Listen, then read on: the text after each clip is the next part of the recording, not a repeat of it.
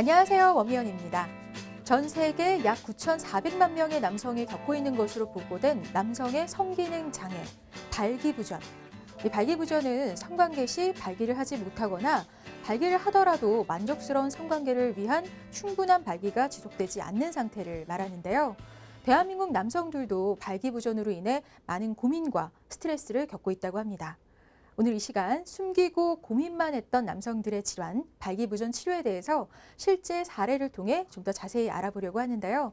비뇨기과 전문의 박성훈 원장님 모셨습니다. 원장님 안녕하세요. 안녕하십니까?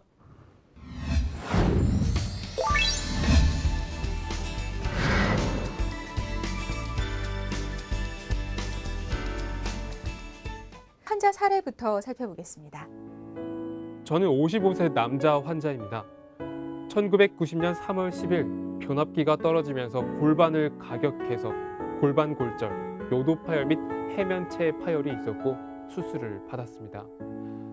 그 후 발기가 잘 안 되고 살짝 되더라도 심한 만곡이 발생합니다. 처음에는 골반 골절을 비롯해서 중질환이 있으니까 다른 것에 신경 쓸 겨를이 없었고 어느 정도 회복이 되고 난 뒤에는 당시 주치의들에게 발기부전과 음경 만곡을 물어보면 멀쩡히 걸어다니는 것에 감사하라는 식의 이야기를 들었습니다. 그렇게 지내다가 최근에 50대 중반에 이르러서 발기부전과 음경 만곡에 대한 스트레스가 점점 더 심해지고 우연한 기회에 팽창형 임플란트를 접하게 돼서 내원하게 됐습니다. 골반 내부가 심하게 변형되어 있는데 이런 경우에도 치료가 가능할까요?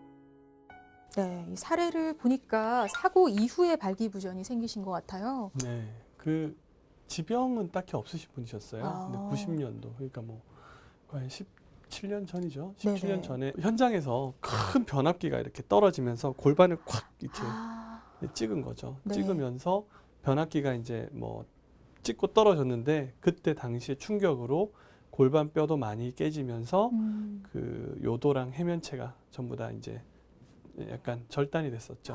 완전 절단돼서 그거 다시 이제 이어붙이는 수술을 받고 골반에도 뭐 엄청 수술을 많이 하셨었고 네. 이제 그런 분이셨죠. 그렇군요. 근데 오래전 사고로 인해서 상황이 매우 안 좋았을 거란 예상이 되는데요. 네. 당시 내원할 때 환자 상태 어느 정도였나요? 뭐 걸어 들어오시거나 이럴 때 겉보기 뭐 등급이라고 그러잖아요. 아, 그건 네. 전혀 이상 없으셨어요. 그래요? 근데 그 이제 내진하려고 이제 배를 보니까 흉터가 없는 곳이 더 적었어요. 그러니까 수술 여러 번 하셨다 그러더라고요. 네네. 뭐 골반 골절, 뭐 그 다음에 뭐 방광 뭐부터 시작해서 뭐 방광의 치골 부위에 이제 방광상부에 방광루라고 이렇게 해서 이제 소변줄 넣었던 그 뭐 트랙도 있고 뭐 엄청 많이 수술 받으셨더라고요. 그래서 발기부전이 거기다가 이제 수술 직후에 계속 있으셨으니까 네. 음경이 엄청 많이 쪼그라들어 있었어요. 아, 그래서 이분은 당시에 당신은 걸어 다닌 것만 하더라도 기적인 줄 알라고 멀쩡히 살아서 걸어 다니고 소변 보고 하는 것만으로도 기적인 줄 알라, 다행인 줄 알라 이제 그렇게 얘기를 들으셨다 그래요. 성기능 쪽은 약간 포기하고 사셨던 거네요. 살았으면 됐지 뭘 더 바래. 약간 처음에 그런 시기였나 봐요. 근데 어떻게 보면 그 당시 의사 선생님들도 그러셨을 것 같아요. 내가 힘들게 진짜 되게 힘드셨을 것 같거든요. 살려놨는데 거기까지는 그분들 그게 아니잖아요. 네네. 또 그래도 뭐 걸으면서 생활할 수 있는 그쵸. 정도 걷고 만들어도 문제 없고 하는 걸로 만족해야 되지 않겠냐. 아마 좋은 얘기로 이제 얘기하셨는데 뭐 환자분은 사실 그렇지 않죠, 우리가. 네, 삶의 질도 중요한 거니까. 그렇죠. 이런 경우 그럼 어떻게 치료를 해야 하나요? 이분이 이제 치료를 받으시는까지 오래 걸렸던 거는 그러니까 결국에 마지막 수술로부터 거의 한 7년 정도 되셨던 거거든요. 네. 근데 이분이 경우는 저희 병원 처음이 아니셨어요. 병원을 여기저기 많이 다니셨었어요. 그래서 음경 크기가 줄어들었으니까 그것도 회복하고 싶고 발기력도 되돌리고 싶은 거예요. 근데 가는 병원들마다 수술할 수 뭐 한다 뭐 할 수 있다 그래서 간 병원들마다 다 굴곡형 임플란트를 권하는 거예요. 배를 보면 무시무시하잖아요. 네네. 거기다 못할 것 같으니까 굴곡형 임플란트만 권한 거예요. 근데 굴곡형 임플란트는 안전하게 수술하기 위해서는 환자 지금 상태에서 한 1.5에서 2cm 짧게 임플란트 들어가야 됩니다. 음경 길이가 줄어드는 건가요? 결국에는 그렇게 됩니다. 이분은 그거를 이제 뭐 검색을 많이 해보셔서 아시는 거예요. 검색에 우리가 뭐 정확한 정보가 없을 수 있지만 또 어떻게 들으셨어요. 네. 그래서 줄어든다는 거 아니까 병원들마다 다니면서 나 팽창 임플란트 수술 받을 수 있는가 다 알아보시고 다닌 거예요. 근데 다들 안 된다 그러는 거예요. 왜? 겁나니까. 뭐 거기 수술하다 잘못되면 어쩌려고. 그렇죠. 네네. 원주 수술도 뭐 죽고 사는 문제가 아니고 좋아지려고 하는 수술인데 왜 그러냐 해서 이제 다니다 오신 거죠. 그래서 저희 병원 오셨을 때도 정말 되는 거요? 다른 사람들 안 된다 그러는데 왜 네. 당신들은 된다고 하는 거요? 그렇죠.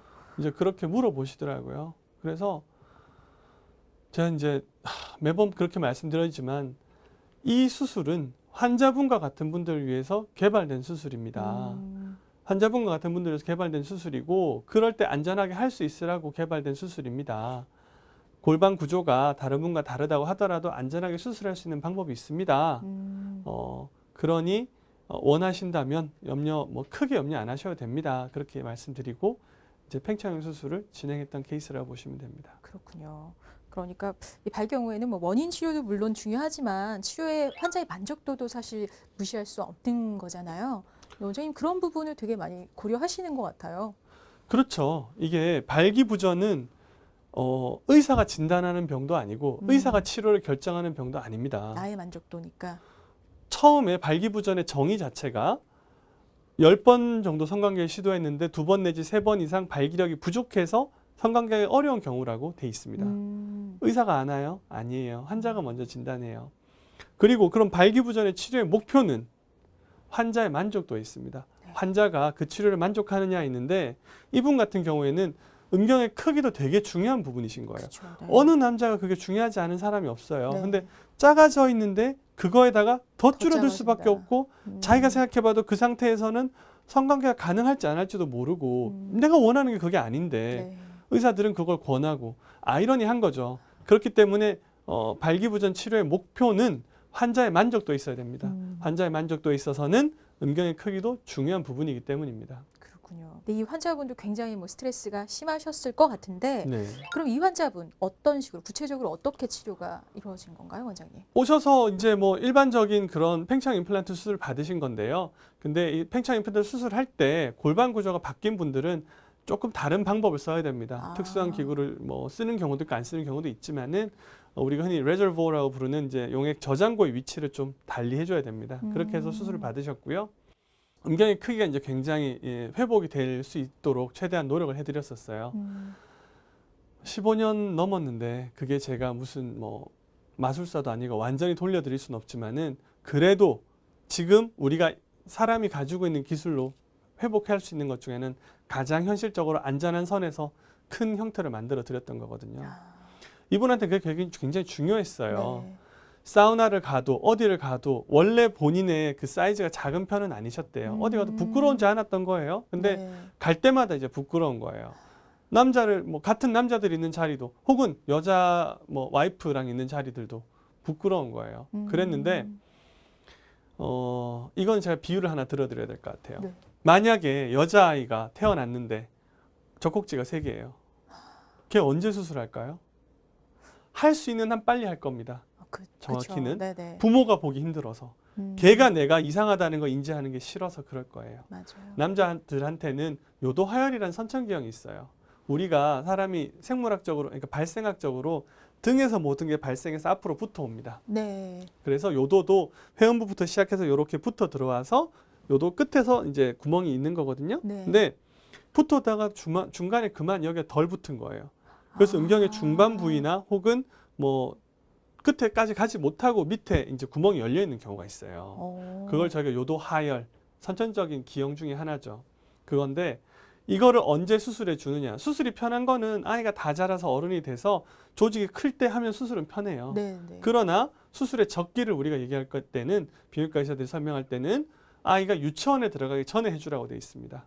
왜냐하면 유치원에 들어가서 다른 아이들과 비교를 하게 되면 내가 기형이라는 걸 알잖아요. 내 생식기가 다른 사람과 다르게 기형이다. 그거는 그 아이에게 단순히 스트레스로 끝나는 게 아니라 아이 인생에 영향을 미친다고 결과가 나와 있어요. 그래서 성격 형성 이런 거에 문제가 생깁니다. 네. 아이에게도 그렇지만 어른에게도 마찬가지입니다. 그렇기 때문에 음경의 크기라던가 본인의 성기능에 대한 만족도는 그런 면에서 좀 다뤄져야 된다고 봅니다. 그렇군요.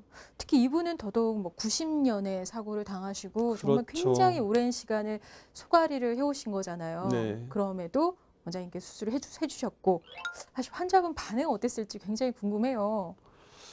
조용하신 분이에요. 아, 그러니까 뭐 별로 이렇게 막 그냥 액티브한 분은 아니세요. 조용조용 얘기하시는데 이제 6개월 차 뭐 한번 확인하러 오셨었어요. 오셔서 하시는 말씀이 딴 거는 내 사실은 이제 만족한다. 뭐 다른 그게 있는 게 아닌데 아쉬운 게 있다 그러시는 거예요.